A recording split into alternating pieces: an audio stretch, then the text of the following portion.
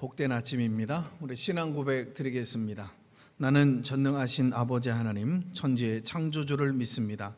나는 그의 유일하신 아들 우리 주 예수 그리스도를 믿습니다. 그는 성령으로 잉태되어 동정녀 마리아에게서 나시고 본디오 빌라도에게 고난을 받아 십자가에 못 박혀 죽으시고 장사된 지 사흘 만에 죽은 자 가운데서 다시 살아나셨으며 하늘에 오르시어 전능하신 아버지 하나님 우편에 앉아 계시다가 거기로부터 살아있는 자와 죽은 자를 심판하러 오십니다. 나는 성령을 믿으며 거룩한 공교회와 성도의 교제와 죄를 용서받는 것과 몸의 부활과 영생을 믿습니다. 아멘. 찬송 270장입니다. 270장. 변찮는 주님의 사랑과 거룩한 보혈의 공로를 우리 다 찬양을 합시다. 주님을 만나볼 때까지 예수는 우리를 깨끗게 하시는 주시니 그의 피 우리를 눈보다 더 희게 하셨네. 우리를 깨끗게 한 피는 무궁한 생명의 물일세. 생명의 구원을 받은 자 하나님 찬양을 합시다. 예수는 우리를 깨끗게 하시는 주시니 그의 피 우리를 눈보다 더 희게 하셨네. 주님의 깨끗한 보혈을 날마다 입으로 간증해 담대히 싸우며 나가세. 전국에 들어갈 때까지 예수는 우리를 깨끗게 하시는 주시니 그의 피 우리를 눈보다 더 희게 하셨네. 십자가 단단히 붙잡고 날마다 이기며 나가세. 머리에 면류관 쓰고서 주 앞에 찬양할 때까지 예수는 우리를 깨끗게 하시는 주시니 그의 피 우리를 눈보다 더 이게 하셨네. 아멘. 오늘 우리에게 주시는 말씀 사무엘상 14장입니다. 사무엘상 14장 1절서부터 7절까지입니다. 14장 1절부터 7절까지 우리 말씀 다 같이 펼쳐 놓으시고 우리 말씀 같이 읽도록 하겠습니다. 같이 읽겠습니다. 하루는 사울의 아들 요나단이 자기의 무기를 든 소년에게 이르되 우리가 건너편 블레셋 사람들의 부대로 건너가자 하고 그의 아버지에게는 아뢰지 아니하였더라. 사울이 기브와 변두리 미그론에 있는 석류나무 아래에 머물렀고 함께 한 백성은 600명가량이며 아히야는 에봇을 입고 거기 있었으니 그는 이가봇의 형제 아히두베의 아들이요 비나스의 손자요 실로에서 여호와의 제사장이 되었던 엘리의 증손이었더라. 백성은 요나단이 간 줄을 알지 못하니라. 요나단이 블레셋 사람들에게로 건너가려 하는 어귀 사이 이쪽에는 험한 바위가 있고 저쪽에도 험한 바위가 있는데 하나의 이름은 보세스요 하나의 이름은 세네라. 한 바위는 북쪽에서 믹마스 앞에 일어섰고 하나는 남쪽에서 게바 앞에 일어섰더라. 요나단이 자기의 무리기를 든 소년에게 이르되 우리가 이 할례받지 않은 자에게로 건너가자. 여호와께서 우리를 위하여 일하실까 하노라. 여호와의 구원은 사람이 많고 적음에 달리지 아니하였느니라. 무기를 든 자가 그에게 이르되 당신의 마음에 있는 대로 다 행하여 앞서가소서. 내가 당신과 마음을 같이하여 따르리이다. 아멘. 끊임없이 우리 주변에서 참 우리를 넘어뜨리려고 하는 자가 있죠. 바로 사단입니다. 이 사단은 사자처럼 정말 우리를 정말 삼켜 잡아먹으려고 달려들고 있어요. 어떻게 악당인 사단을 이기고 인생의 수많은 전쟁에서 우리가 승리하면서 살 수 있을까요? 첫째로 끝까지 남아야 합니다. 본문은 이스라엘과 블레셋 군대가 믹마스에서 대치할 때 벌어진 일입니다. 당시 이스라엘과 블레셋의 객관적 군사력은 엄청난 차이가 있었어요. 사무엘상 13장 5절 말씀에 의하면 블레셋은 병거 전차가 3만 량과 또 마병, 기병이 6천 명을 보유하고 있었고 백성도 해변에 모래같이 많았습니다. 반면에 이스라엘의 군사력은 형편이 없었던 거죠. 사무엘상 13장에 보면 이스라엘의 전력을 묘사할 때 병사라고 하는 표현이 없고요, 백성이라고 하는 표현만 있었어요. 즉 정규군이 아닌 민병대다라는 말입니다. 또한 사무엘상 13장 2절에 의하면 처음에 모인 백성들 중에서 사울은 3,000명만 택하고 남은 백성은 그냥 다 자기 집으로 돌려보내죠. 왜냐하면 도저히 전투병으로 쓰기가 힘들었던 겁니다. 그때 사울의 아들 요나단이 먼저 게바에 있는 블레셋의 수비대를 쳤어요. 이 일로 전쟁이 벌어지자 블레셋의 엄청난 군사력에 겁을 먹고 오늘 13장 6절 말씀에 보게 되어지면 이스라엘 백성들은 굴, 숲을, 바위, 틈, 은밀한 곳, 웅덩이를 가릴 곳 없이 숨을 곳을 찾아다녔고요. 또 7절로 넘어가게 되어지면 어떤 사람은 요단강을 건너서 막 그냥 갓과 길앗 땅으로 피신하고요. 또 15절로 넘어가면 사울에 의해서 선택되어졌던 이 3,000명 중에서도 상당수가 도망가고 600명밖에 남지가 않았던 것입니다. 게다가 남은 600명의 전투력도 한심했어요. 사무엘상 13장 22절의 말씀을 보게 되어지면 그 600명 중에 칼이나 창을 가진 사람은 아무도 없었고 오직 사울과 요나단에게만 칼과 창이 있었던 것입니다. 지금 적군 상대방은 전차로 무장했는데 이스라엘 민병대는 몽둥이만 가졌다는 말이에요. 최후까지 남은 정예 부대가 이 정도라면 그 전투는 도저히 이길 수 없는 전투였습니다. 그래도 최후까지 남은 600명이 있었기에 결국 그 전쟁에서 승리할 수 있었던 것입니다. 사울은 그 남은 600명을 보면서 깊은 감동을 느꼈을 거예요. 이 세상에서 제일 아름답고 결국 축복받을 사람은 힘들고 어려운 자리에서도요, 끝까지 그 자리를 버티고 지켜주는 것입니다. 이처럼 사명을 위해서라면 제일 앞에 서고 두려워서 도망가는 일에서는 제일 뒤에 서야 합니다. 우리가 현실이 힘들면 누구나 포기하고 물러서고 싶고 도망가고 싶은 생각이 들지만, 그때 포기하지 말고 끝까지 있어야 할 자리에 있어야 결국 인생 전쟁에서 수없이 많은 도전에서 승리하게 되어집니다. 구세군 창설자 윌리엄 부스 장군은 한때 너무 심령이 지쳐서 목회를 포기하고 싶을 때도 있었다고 그러죠.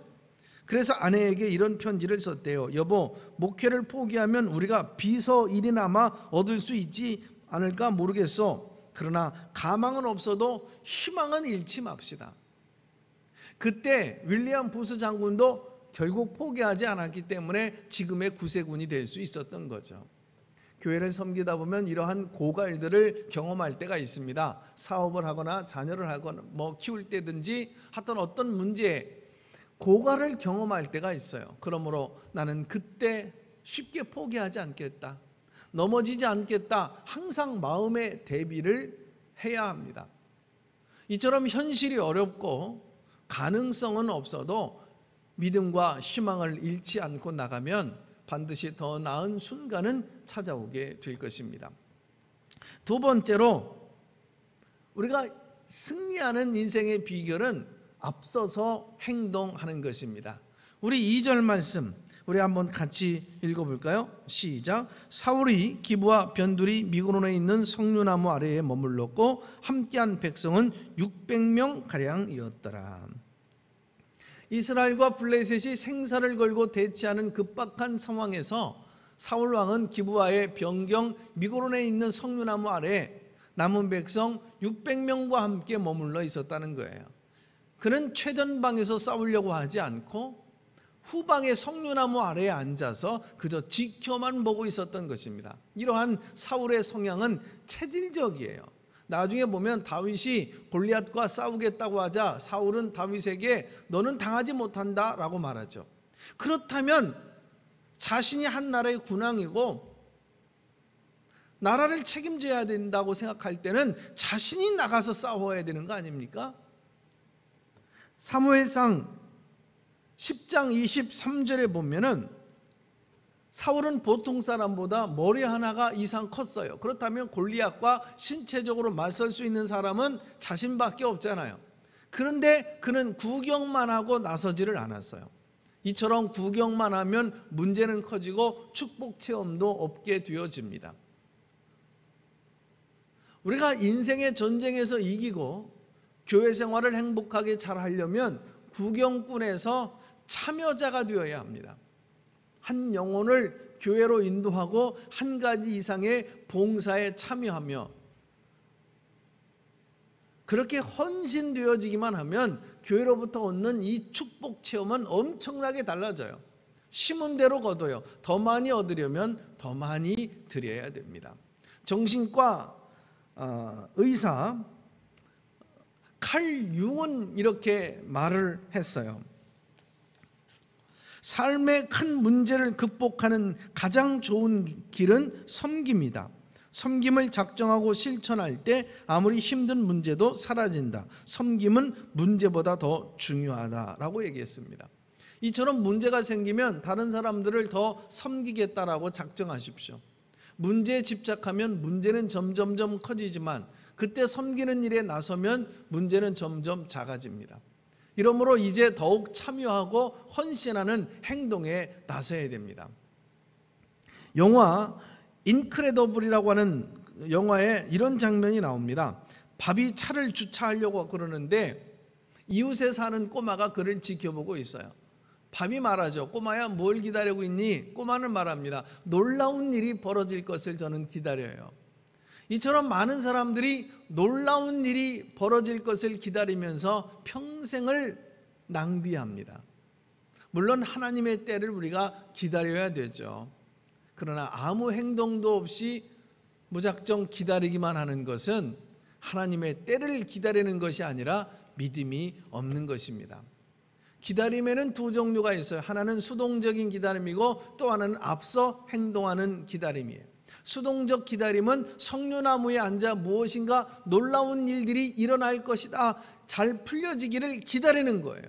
그러나 앞서 행동하는 기다림은 놀라운 일이 일어나도록 땀을 흘리고 행동하면서 기다리는 것입니다. 성도는 비전을 향해 행동에 나서야 돼요. 행동이 없는 믿음은 죽은 믿음입니다. 사람들은요, 보통 일이 잘못되면 환경을 탓하는 경향이 있어요. 그러나 사실상 환경은 그렇게 중요하지 않습니다. 성공하는 사람들은 자리에서 일어나 원하는 환경을 찾아봐요. 그래서 원하는 환경을 찾지 못하면 원하는 환경을 만들어냅니다. 그처럼 일이 되기만 기다리지 않도록 일이 되도록 일어서는 사람이 인생 전쟁에서 최종 승리자가 될 것입니다. 세 번째로는요, 승리하는 인생, 그 삶의 그 비결은 어렵지 않아요. 하나님을 의지하고 사는 것입니다. 전투력이 열세일 때 가만히 있는 것은 절대적으로 불리함을 알고, 본문 1절에 보니까 요나단은 아무에게도 알리지 않고 자기 병기를 든 소년에게 말을 합니다. 우리가 이 할례 없는 자들의 부대에게로 건너가자. 그리고 본문 6절에 보면 우리가 건너편 블레셋 사람의 부대로 건너가자. 6절에도 동일한 거예요. 당시 이스라엘 사람들은요, 블레셋 사람들을 할례 없는 자들이라고 그랬어요. 할례는 유대인들이 가장 자부하는 하나님 앞에 자신을 드린 육체적 징표죠. 그리고 본문 3절을 보게 되어지면 아무도 요나단이 블레셋 진영으로 간 것을 몰랐어요. 그처럼 수만 명이 진치는 적진에 오직 2명만이 뛰어든 것은 이건 만용 같죠? 그러나 요나단에게는 믿는 구석이 있었던 거예요. 본문 6절에 하반부쯤 말씀을 보면 여호와께서 우리를 위하여 일하실까 하노라. 여호와의 구원은 사람의 많고 적음에 달리지 아니하였느니라. 중요한 것은 사람의 숫자가 아니라 하나님이 함께 하시는 것이다 라고 말을 합니다. 하나님을 진정으로 사랑하고 하나님이 함께 하시면 어떤 것도 두려워할 것이 없어요. 하나님 반드시 합력해서 선을 이루어 주실 것입니다. 다만 하나님 사랑을 감정적인 사랑으로 오해하지 말아야 됩니다. 어떤 분은 첫눈에 반했다라고 그러죠. 그처럼 첫눈에 반할 수는 있지만 첫눈에 사랑할 수는 없습니다. 사랑은 감정 이상의 것이에요. 순간적으로 감정은 움직일 수는 있지만 그 감정이 사랑을 지속시키지는 않는다는 사실이죠. 하나님 사랑도 마찬가지예요. 헌신하고 참여할 때 사랑이 깊어집니다. 헌신이 없는 사람은 곧 사라져요. 사랑은 열정이 아니라 헌신입니다. 진정한 사랑을 하려면 이런 고백을 자주 해야 합니다. 하나님, 어떤 어렵고 힘든 일이 있어도 사랑과 헌신을 포기하지 않고 감사를 잃지 않겠습니다. 이런 성숙한 사랑의 고백을 할 줄 아는 사람이 결국 인생 전쟁의 승리자가 되는 거죠. 자, 끝으로 후원자가 있어야 됩니다. 요나단의 말이 끝나자 병기든 자가 요나단에게 말해요. 7절에 보니까 병기든 자가 그에게 이르되 당신의 마음에 있는 대로 다 행하여 앞서가소서. 내가 당신과 마음을 같이하여 따르리이다. 죽을 줄 뻔히 알면서도 왕자님 무모한 일입니다 라고 한마디도 하지 않고 당신의 뜻대로 하소서, 저도 함께 하겠습니다 라고 병기든 소년이 말을 했을 때 이 요나단이 얼마나 큰 격려가 되어졌을까요? 어려울 때 누군가 믿음의 말과 사랑의 후원을 해주면 얼마나 큰 격려가 되는지 모릅니다. 차를 오래 몰면 이 바퀴에 바람이 자꾸 빠지잖아요. 그때 바람을 넣어 주어야 안전합니다. 그처럼 아무리 믿음이 좋은 사람도 바람이 빠질 때가 있습니다. 그때 영혼의 생명의 바람을 넣어 줘야 돼요. 어떻게 영혼의 생명의 바람을 넣어 줄까요? 두 가지 방법이 있습니다. 하나는 성령님을 통한 방법이고 또 하나는 사람의 격려를 통한 방법이에요. 우리는 격려에 인색하지 말아야 됩니다. 우리도 병기든 소년이 다 될 수가 있어요. 이런 후원자들이 되십시다. 신앙생활에서 누군가가 날 성원해 주고 날 위해 기도해 준다는 사실이 얼마나 중요한지 모릅니다. 이러한 성원과 기도가 있으면 세상살이요 그렇게 힘들지 않습니다. 왜 목회자가 그토록 많은 상처를 받으면서도 마음의 병에 걸리지 않고 오히려 정신적으로 더 건강할 수 있을까요? 성령님의 위로가 있고 영혼을 살리는 말씀이 있기도 하지만 누군가 목회자를 위해서 기도해 주고 가끔 격려의 말을 해주고 있기 때문에 그렇습니다. 모든 위대한 역사의 이면에 감추어진 진리가 있어요. 그 위대한 역사 뒤편에는 한 사람의 신실한 후원자가 꼭 있었다는 사실입니다.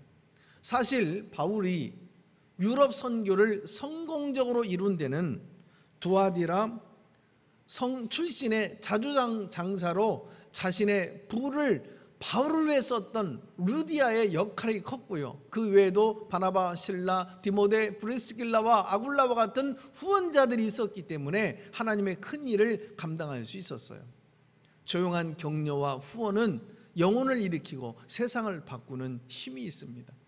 사랑은 화려한 말에 있지 않고 조용한 손끝의 헌신과 행동하는 믿음에 있습니다. 왜 본문에서 요나단은 자기의 계획을 아무에게도 알리지 않았을까요? 만약 그랬으면 사람들이 안 된다, 무모한 일이다 라고 하며 아마 힘을 뺐을 거예요. 비전의 장벽도 높은데 부정적인 이러한 말까지 들리게 되어지면 역사가 일어나기 힘들었을 겁니다. 그러므로 비전을 너무 가볍게 발설하지 말아야 됩니다. 비전은 대개 현재 처지로는 달성하기 힘든 목표이기에 비전을 가볍게 발설하면 반드시 부정적인 얘기가 나옵니다. 그러므로 비전을 이루려면 비전을 가볍게 발설하지 말고 먼저 비전을 품고 여물게 하는 과정이 필요합니다. 이런 과정이 없는 비전은 환상이 아니라 공상으로 끝납니다. 이런 공상이 계속되어지면 이게 이제 망상이 되어지는 거죠. 비전은 속으로 강하게 품되 때가 되면 그 비전을 꼭 필요한 사람에게 필요한 상황에서만 발설을 해야 됩니다.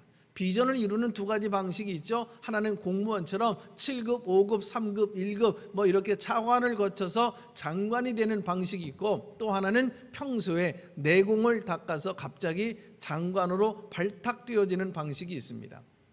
이처럼 현재의 모습이 초라해도 계속해서 영적인 내공을 닦으면 언젠가 하나님이 발탁해서 크게 쓰실 때가 옵니다. 그러므로 절대 지금의 모습에 실망하지 마십시오. 꿈은 이루어진다고 믿고 땀 흘려 준비하면 반드시 꿈은 이루어집니다.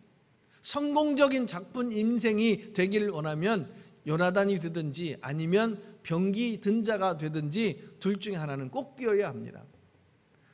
한 사람이 변화되고 일어서면 세상도 변화되고 일어설 수 있어요. 그래서 한 사람이 중요합니다. 이러한 변화의 초석이 되라고 하나님께서 우리에게 재능과 소유와 지위도 주시고 교회 일도 맡겨주셨습니다. 그 일을 힘든 의무로만 생각하지 말고 하나님 주신 소중한 특권으로 알고 감사하면서 감당하면서 인생 날마다 승리하면서 살아가는 여러분들 되시기를 주님의 이름으로 축원합니다. 기도하겠습니다. 하나님, 오늘도 우리 주변에는 끊임없이 사단이가 정말 우는 사자처럼 우리를 잡아먹으려고 달려들고 있습니다. 우리가 사단을 이기고 수없이 많은 어려운 인생의 삶 속에서, 전쟁 같은 이런 삶 속에서 우리가 승리할 수 있는지 우리 주님 우리에게 말씀해 주셨습니다.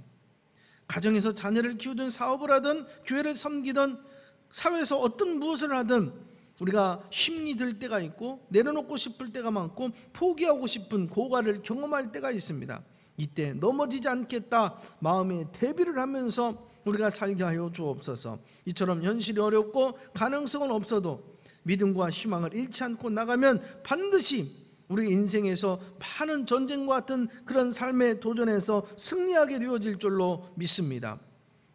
우리가 주님 환경 탓하지 않게 하시고 그 환경의 자리에서 일어나게 하여 주옵시며, 정말 하나님 아버지여, 일이 되려면 기다리지 말고 일이 되도록 일어서는 그런 행동할 수 있는 믿음을 우리에게 주님 허락하여 주시옵소서. 어떤 어렵고 힘든 일에서도 우리 주님 말씀하신 대로 사랑과 헌신을 포기하지 않고 감사를 잃지 않게 하여 주옵시고, 조용한 격려와 후원으로 영혼을 일으키고 가정과 직장, 교회를 세워가는 믿음을 우리 모두에게 허락하여 주셔서 인생 수없이 많은 전쟁 가운데서도 날마다 이기고 승리하는 우리의 복된 삶이 펼치도록 하나님 도와 주시옵소서. 예수님의 이름으로 기도합니다. 아멘. 주님 가르쳐 주신 기도를 드립니다. 하늘에 계신 우리 아버지, 아버지의 이름을 거룩하게 하시며 아버지의 나라가 오게 하시며 아버지의 뜻이 하늘에서와 같이 땅에서도 이루어지게 하소서. 오늘 우리에게 일용할 양식을 주시고 우리가 우리에게 잘못한 사람을 용서해 준 것 같이 우리 죄를 용서하여 주시고 우리를 시험에 빠지지 않게 하시고 악에서 구하소서. 나라와 권능과 영광이 영원히 아버지의 것입니다. 아멘.